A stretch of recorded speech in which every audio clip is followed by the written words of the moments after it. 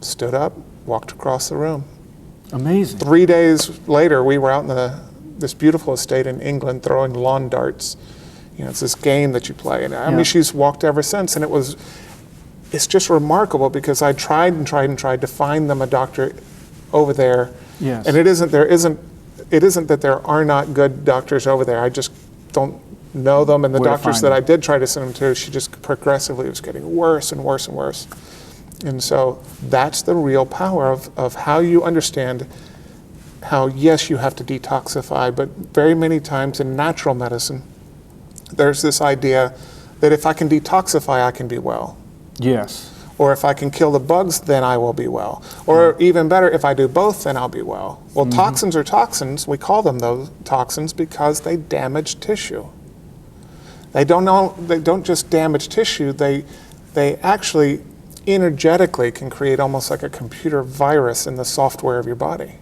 So just getting rid of this is kind of like taking out the software program disk.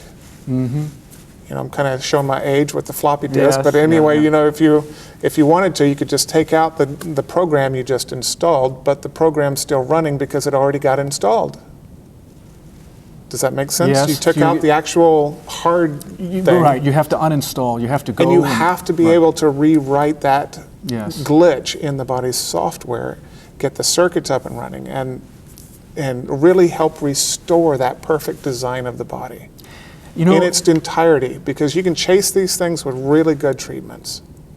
You can really do a lot of good therapies. You can take all the right remedies, and most of the people that come to our clinic, you know, like I say, almost 85 to 90% of our patients come from out of state and out of the country, having exhausted everything conventional and everything natural too. You know, because they've been online, they've been on support groups, and they generally say, hey, what works for you? And they all go run off in that direction. And what works for you? What diet works for you? Right. I understand that. I spent hundreds of hours researching a solution for ulcerative colitis, which is an autoimmune disease. And we tried almost everything. And it was such that I could afford to do some of these things where other people can't. And we did them. And our daughter is a trooper, and she went through a lot. So I get it. And it's not that the things that I found out about aren't bad. It's just that it was a combination that ultimately solved the problem. And also, Jenna was part of the solution. Right. In this case, I mean, she was willing to change her diet, for example. And then once she got in touch with her own body, then she was able to see, oh, I'm starting to get to the edge, and learn to back off and change a few things and so forth. But it's interesting that you say that, because I see that so often. I see products that are sold and well, this should detox you. Okay, great. I know I need to be detoxed. That's, you know, it makes sense. And yet, at the same time, is that going to solve the problem? Lots of times people don't know what the problem is, so that means it's necessary to have the proper diagnostic tools, it seems to me. Now, what diagnostic tools do you folks use? Well, the primary one that I talk about is bioresonance scanning. And this is a device, it's not really offered anywhere else. I haven't actually trained anybody but the doctors that have worked with us. And it is... Is it who manufactures the machine? Or it is not a machine. It's a very dynamic, right then and there. You can weave this. It's literally a way to access the information systems of your body. Like you take your car to the mechanic now. In the old days, they'd listen to it and do different things and try to take it for a test drive and see what it's doing. But now they just hook your car to a computer and really run through the systems of your car. It's the same basic way we can have a frequency sentence conversation with your body. Now, machines right now, they're kind of stuck in the various machines that are out there. You can put your hand on a device, or you can put different testing, electromagnetic testing. Electroacupuncture according to Vol. Those are all fine for what they were, but the technology is, imagine Vol testing with sentences instead of just individual frequencies.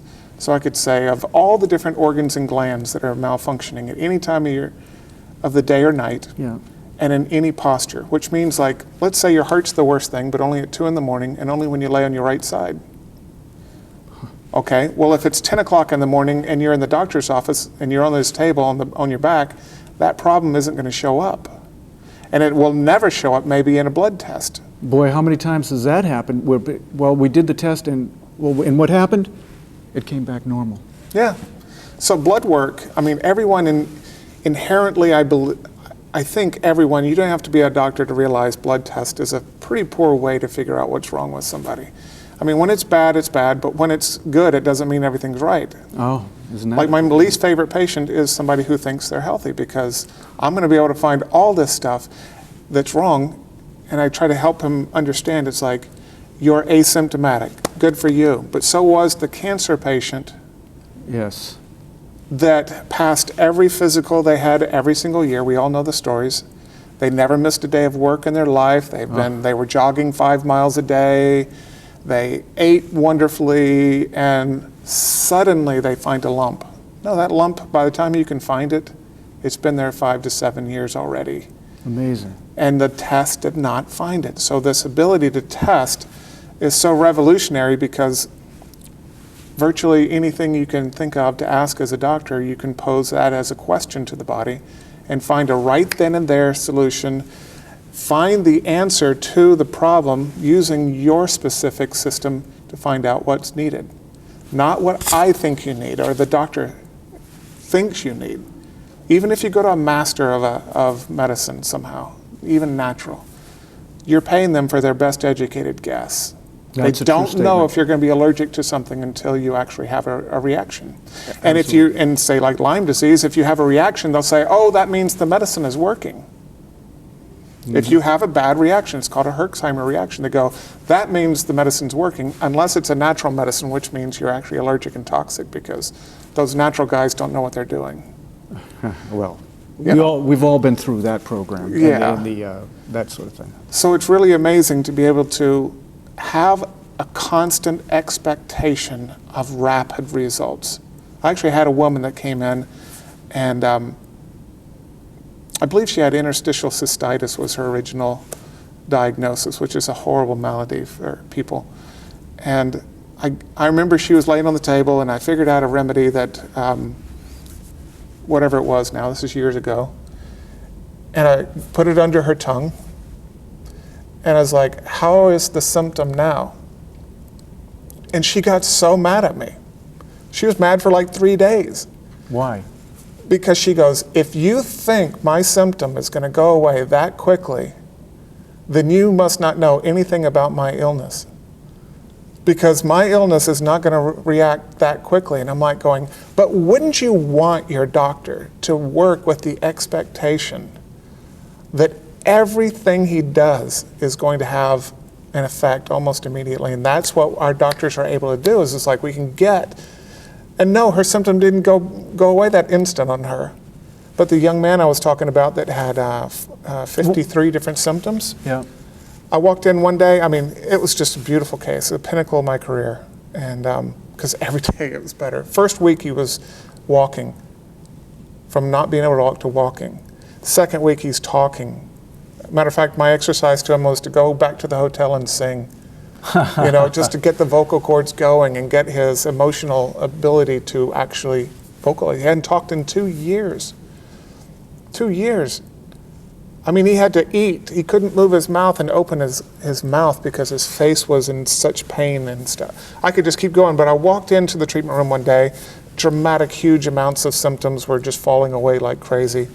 And I looked down at the file, I was like, oh, we really haven't dealt with this one symptom, which was he felt like steel rods were being constantly rammed into his long bones, these long bones of your arms and legs.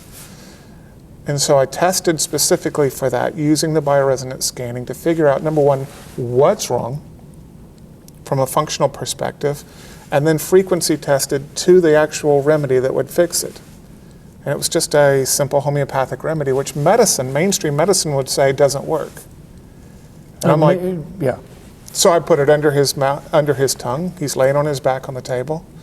And I put the lid back on and set it down and turned back around, and he just like looks up and he goes, can it work that fast? And I'm laughing, I'm like, yeah, why? And he goes, it's gone. And I never did have to treat that symptom again. I mean, he's fantastically well. He's going to college. He has no symptoms of all these horrible, horrible things. And that isn't to say how wonderful, awesome I am or as a doctor. It's really like when you have this pure philosophy. I mean, he was sold on pharmaceuticals. He had a port in him. He was putting IV this and that in there. There was anxiety. There was depression. There was pain meds. There was all kinds, just a whole cocktail of stuff. And the cool thing is, we don't have to necessarily take them off, because when they don't have the symptom and they know it and they know it and they know it, they just keep getting off, and they're well. They're well.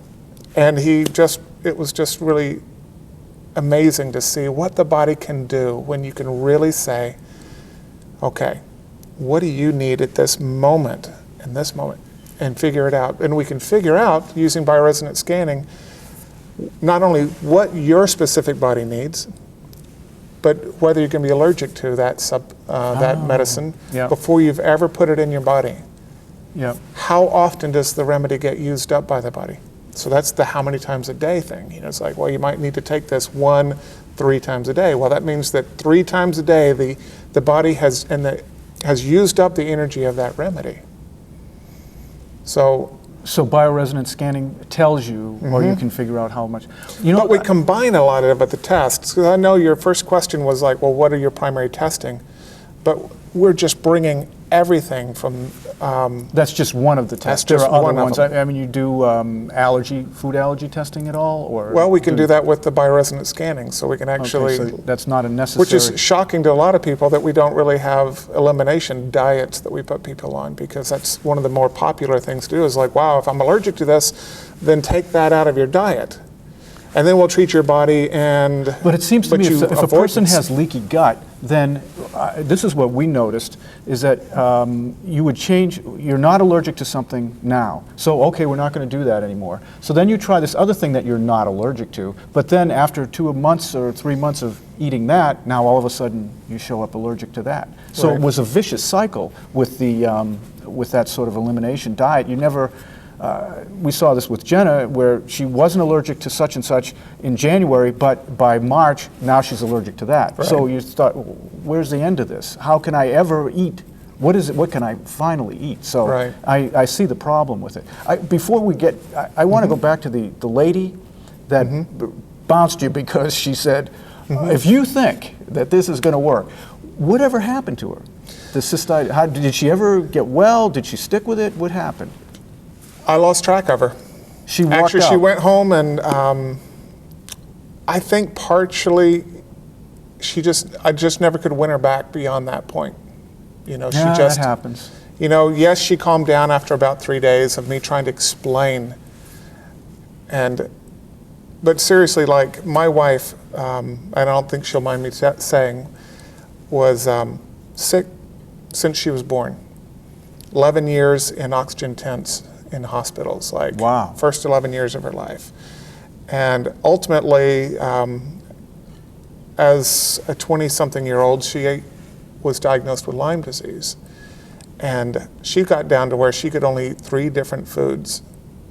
But her Lyme doctor, this medical doctor, who was in the kill the bug mentality Yes. of slam it, on the very first visit he said, you need to expect to feel horrible probably for the next 5 to 8 years before you start feeling better.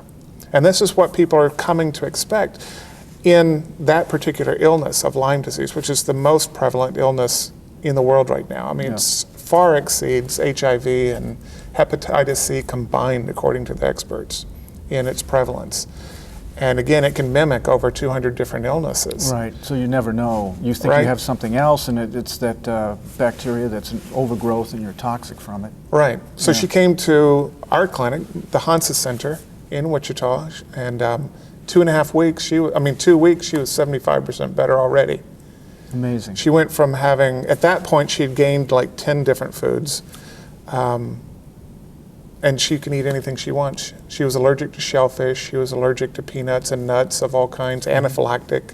Oh, wow. Yeah, that was a good day when I was like, had her try various things that she couldn't have. She was like, really? I can have this? And she'd call home to her mom, oh my gosh, I just ate cheese. Fried know? clam time. Yeah, Yeah. absolutely. It was like, if you're, and that was one of them, was clam chowder. I was like, it's Really? not the most healthy thing in the world, but I'm telling you what, Man, it tastes good, doesn't it? it does taste good. And Yeah. this one was a good one. I was like, if you're ever going to have clam chowder, this is the one to try. So she ate it and had no problems See, whatsoever. You need to come to Boston. Oh, yeah. Now you're going to get some good clam chowder. Oh, yeah. And some lobster. So eliminating foods and getting off of, I mean, even if you get off of it for a year, very often when the first time you have it again, you're still allergic because nothing got Didn't solve fixed. the problem, right? And so I'm like, again, that expectation, because we can get it very often, is like within a day, people that were anaphylactic for things sometimes able to eat it. I told this, you said tell Within stories. a day, that's pretty interesting. Yes. Yeah. Okay. I mean, I had a girl that was so allergic, and when I finally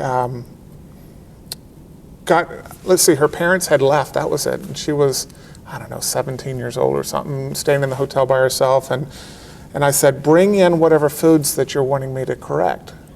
I didn't expect this, but she brought a cooler with lasagna